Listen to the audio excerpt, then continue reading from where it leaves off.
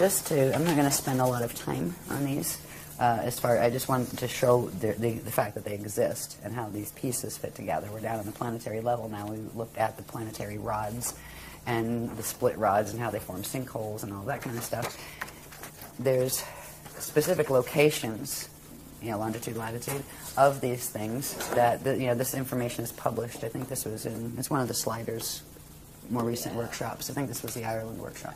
But if you take one of those, those 4 fontanelles, right, where the rods or the chambers come out, each one of those points is a very specific point on the planetary grids, and longitude, latitude can be found. So we do have the longitude and latitude of those vorticets. What they do is through the planet, they actually come together, right? So you'd have this vortex on this side and the other one on this side, and when they make them spin, there's supposed to be a natural spin to them, but when they make them spin and they send them in the same spin set, and then send the other set of them into the opposite spin, they can actually crack the plates at the equator and shift wherever they want. They can turn one up this way and the other that way, and they can literally rearrange the plate structure, and they've done that before in small ways. What they were planning to do in 2012 was the final one, and it would have ended up in the one extinction that did take out the humans this time. They took us out twice before. This is the 3rd seeding and the last one here. But there were 2 other seedings of the angelic humans here that there were remnant taken off, and frequently in ships. They got some of us out through gates, but there was also some ship pickups because it was fast, and you had to get them out fast before they weren't going to get out. So it's another one of those dramas. They didn't use the rods in either of those extinctions. A little bit in the first one, the 5.5 million years ago. They call it the wall in time. They used them, but they had tried to decimate the humans first, and whatever was left was taken off planet before they moved the rods at that period. So what we're dealing with is this amazingly huge set of mechanics that is so far beyond what our science can even fathom right now. They don't know what a fontanelle on a planet is. They don't know what a rod is. They're just saying, I think there's something called torsion fields. Yeah, tube torus fields. Right. Yeah, we'll talk about torsion fields in a minute because it's the torsion fields that aren't natural. Merkaba fields are natural. But unnatural Merkaba fields can be generated to create torsion fields, which are external vortex sets that can harness things and move things, and that is what is part of the Atlantean Death Star Merkaba structure.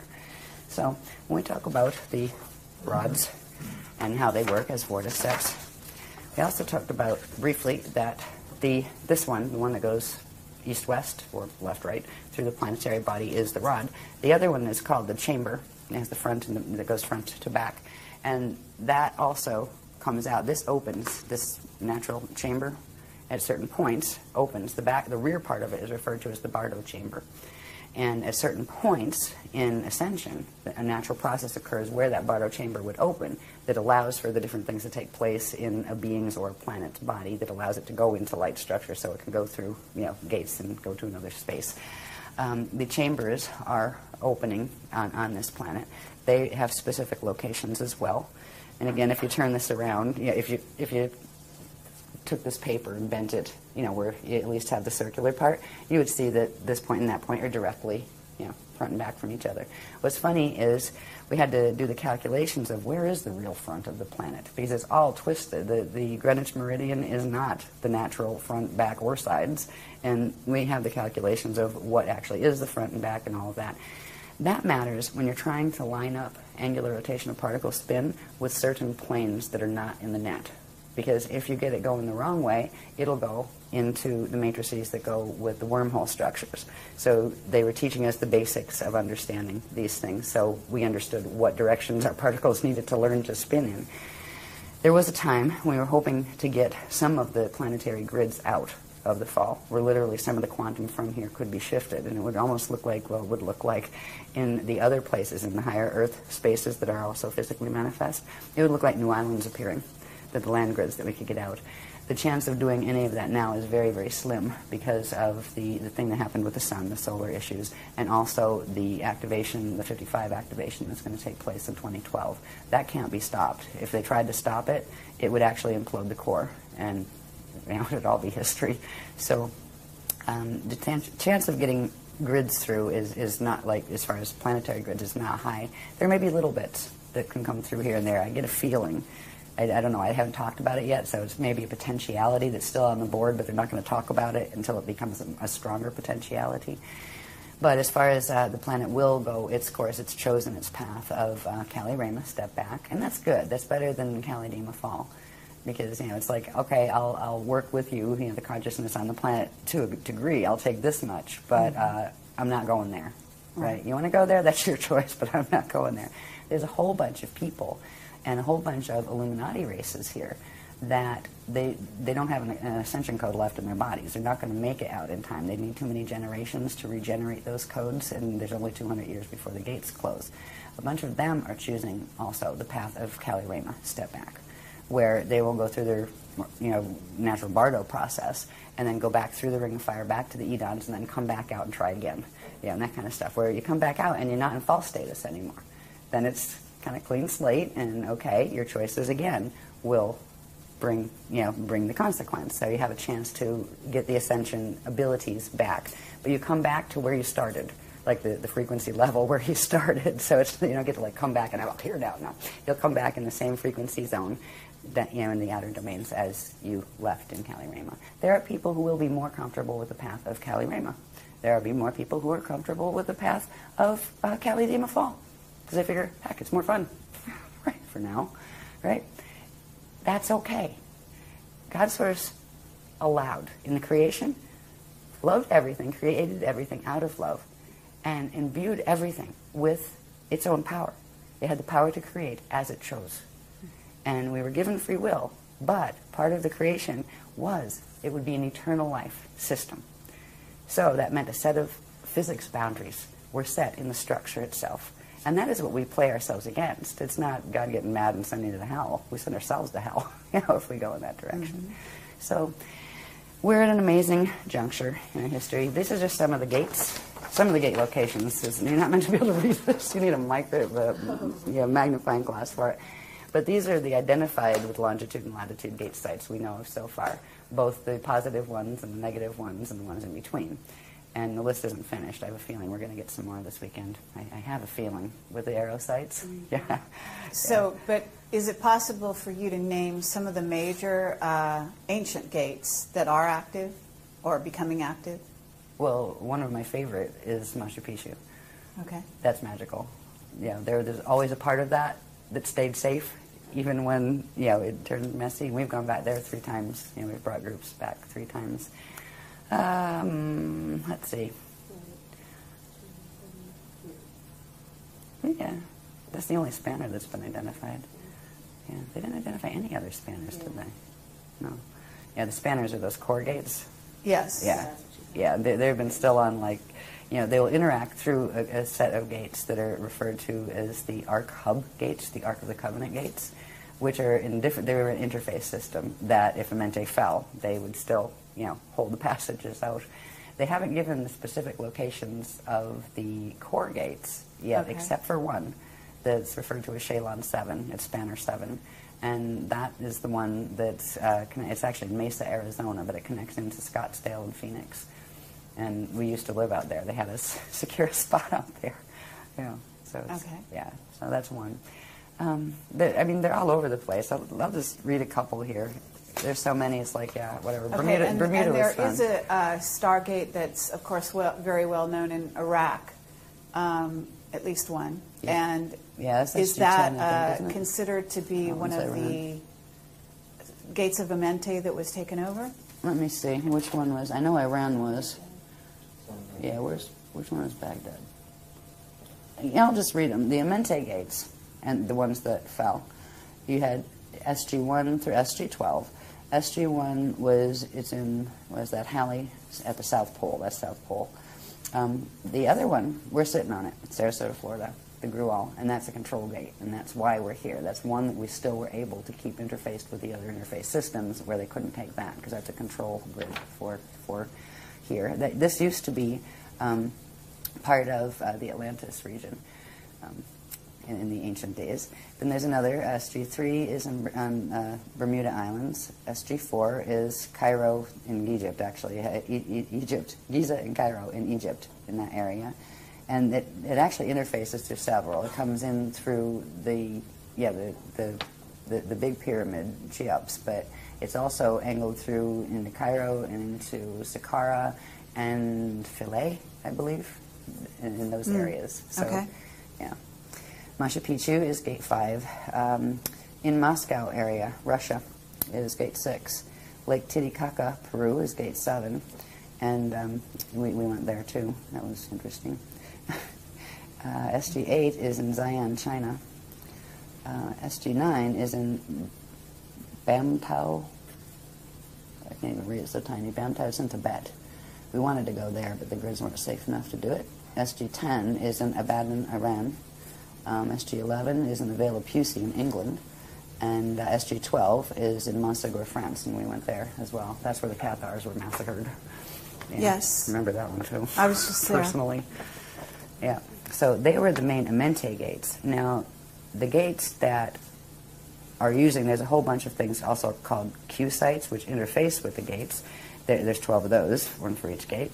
There's gates that connect into the parallel Earth stargates, which now are under the control of the fall force. There were let's see who else we got here. The ones we are using now, there's a couple sets that interface. They're called the Ark of the Covenant hub gates, or the Ark hub gates, and the Polarian gates, which are a set of Polarian gates that interface through that Aurora time continuum that I was telling you about. So let's see, where are we? Oh yeah, and there's the Trinity Gates. They're the ones that actually will step down to a D3, because most gates you need a minimum of a D4, but usually D6, 6-strand activation to take a body fully through. But the Trinity Gates were designed to actually, if you had 3rd-strand activation, the 3-dimensional consciousness, you could still go through them and go into safe spaces until you could get up to 6-strand activation so you could finish the process.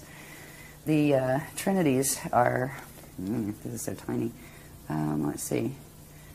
Trinity 1 is Malibu Beach, California, Malibu. Trinity 2 is Belize City, Belize, in Central America. Trinity 3 is off the southwest coast of Goa, India. 4 is Staten Island, New York City. 5 is southwest of something I can't read, in Tuscany, Italy. 6 is in the Andaman Sea off the coast of Burma.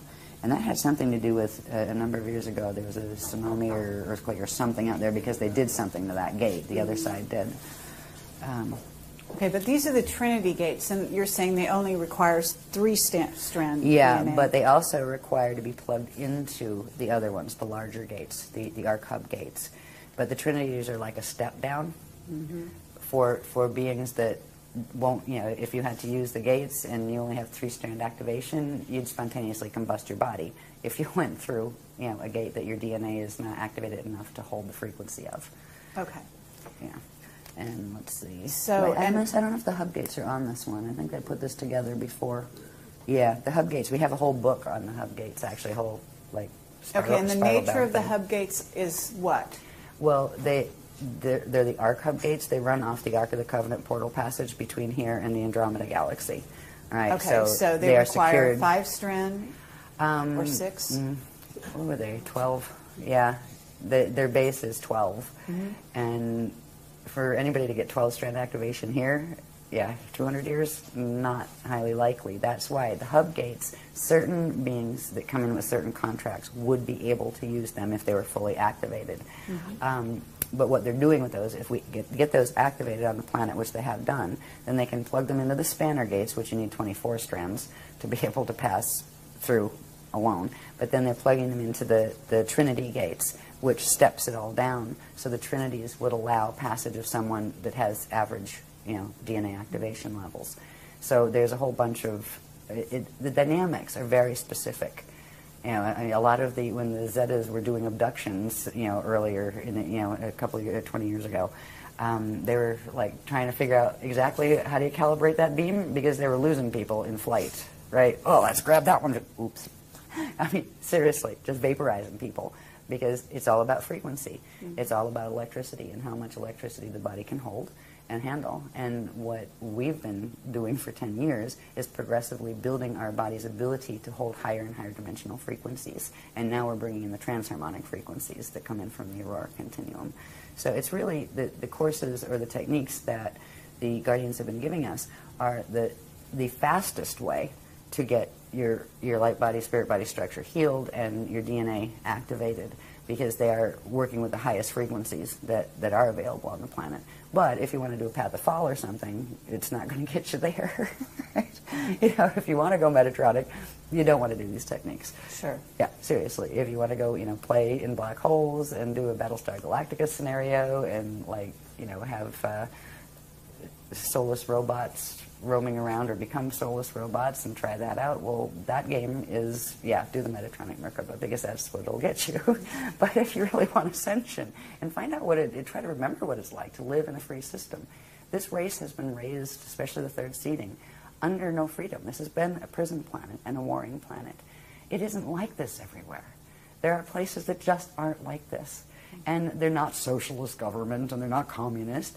No, they're synocratic, where people just get it and they act pleasant toward each other, and they wouldn't hurt each other, and they wouldn't hurt another being, and they wouldn't hurt their planet, and they make decisions based on that love. There are places, in fact, the majority of the places in the cosmos are like that. We are in an exception system where all sorts of the extremes of free will have been allowed to be tested. But we don't always have to choose to be in that. But once you're in it, you need to finish the cycle and get back out, or you can get ensnared in it. So that's kind of where we are. That's why there's no hostility toward the people that are choosing the other paths. It's usually them being hostile toward us for pointing out the fact that that's what they're doing. It's like, sorry. But anyway. Yeah, right. See, because if they had it their way, they would do all the twisted mechanics, have everybody on the planet thinking that was great and doing it, and they're taking the free will away from people to make a conscious choice. We are showing, look, here's this body of information, here's that one. Compare them. See which one makes more sense before you just go jumping into any one of them. We tell people, go read that, go research that, sure, check it out. If you're a little worried that its frequency might bother you, well, run them a heart seal and, put a protection field around it and then check it out. We don't tell people to avoid things. The other ones are like, oh, don't do that, oh, don't read that stuff, oh, it's bad. What are you afraid of? Seriously. And that's what it is. Because if you put the two main paradigms on the planet are the one coming through the Tothian stuff, the Paraclete order, that kind of thing. And there are two versions of it. There's the Anunnaki version and the Drac version, but it's really the same occult sciences. And they are teaching the Death Star Merkaba stuff. And then you have our stuff. If you put the two together, we have not withheld anything. We get it. It comes right through. It's given public. There's no quiet inner circle pulling strings. There's no, here, donate this. There's no, here, hand over all your possessions. None of that stuff.